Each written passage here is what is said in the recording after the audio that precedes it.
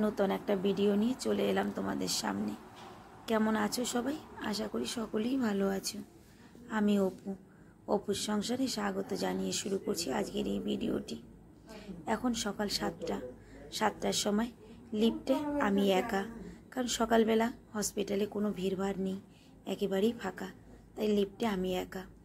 আমি চলে এসেছি নিচে, মানে গ্রাউন্ড ফ্লোরে, কারণ বড় ছেলে ফোন করে বলল, মা আমি স্কুলে যাব, তখন তুমি একটু বাইরে এসো, তোমার সঙ্গে দেখা করে তারপরে আমি স্কুলে যাব। তাই আমি ছেলের সঙ্গে দেখা করার জন্য বাইরে বেরিয়েছি। সত্যি কথা বলতে আমারও আর ভালো লাগছে না, দুই ছেলে দুই জায়গায়, আমি ওর বাপিকে নিয়ে পড়ে রয়েছি হসপিটালে। আজ ঘুম থেকে ওঠার পর থেকেই ছোট ছেলেটার জন্য মন খারাপ করছে। অনেকক্ষণ অপেক্ষা করছিলাম রাস্তায় দাঁড়িয়ে, তারপরে ছেলে এলো আমার সঙ্গে একটু দেখা করে।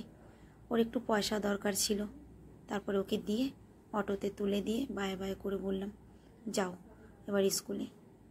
ছেলেকে পাঠিয়ে দিয়ে আবার হসপিটালের দিকে ফিরলাম।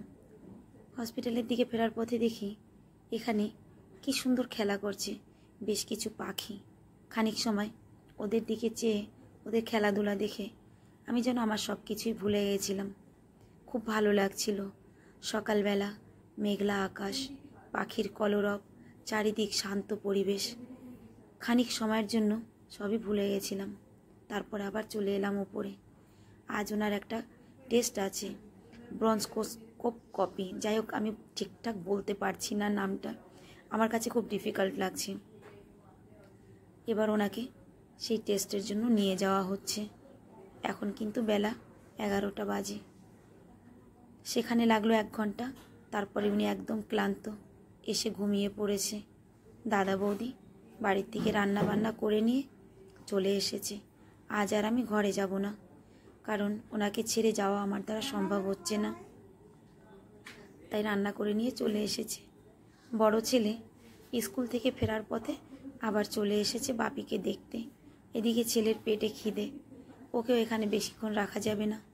তারপর বললাম, মামা মামিকে নিয়ে ঘরে চলে যাও। আজ সকাল থেকেই ছিটাফোটা বৃষ্টি পড়ছে। বৃষ্টিটা কাল থেকেই হচ্ছিল। ওর মামা মামির সঙ্গে ঘরে চলে গেছিল। এখন সন্ধে হয়ে গেছে। ছেলে আবার আমার জন্য খাবার আর জামা কাপড় এগুলো নিয়ে হসপিটালে এসেছে, কারণ আজ সারাদিন আমার জামা কাপড় চেঞ্জ করা হয়নি, আমি তো ঘরে যাইনি। ওর মামিমা সবজি আর রুটি করে পাঠিয়েছে, আর আমার জামা কাপড় পাঠিয়ে দিয়েছে। নমস্তে। ছেলে এসে বলল, আমি বাপির সঙ্গে একটা রুটি খাবো, অনেকদিন বাবা মার সঙ্গে বসে খাওয়া দাওয়া হয় না তো, তাই। তারপরে ও আবারও বাপির সঙ্গে দাঁড়িয়ে একটা রুটি খেলো। ছেলে তো, বাপেরও ভালো লাগছে না, সে নিজের খাওয়া বাদ দিয়ে এবার ছেলেকে খাওয়ানো শুরু করেছে।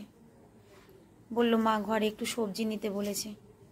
ওকে বললাম, তুই পারবি তো কিনতে? না, কোনটা ভালো কোনটা মন্দ আমি তো বুঝি না। আবার ছেলের সঙ্গে রাস্তায় এলাম। বৃষ্টি তখনও ছিটাফোটা হচ্ছে।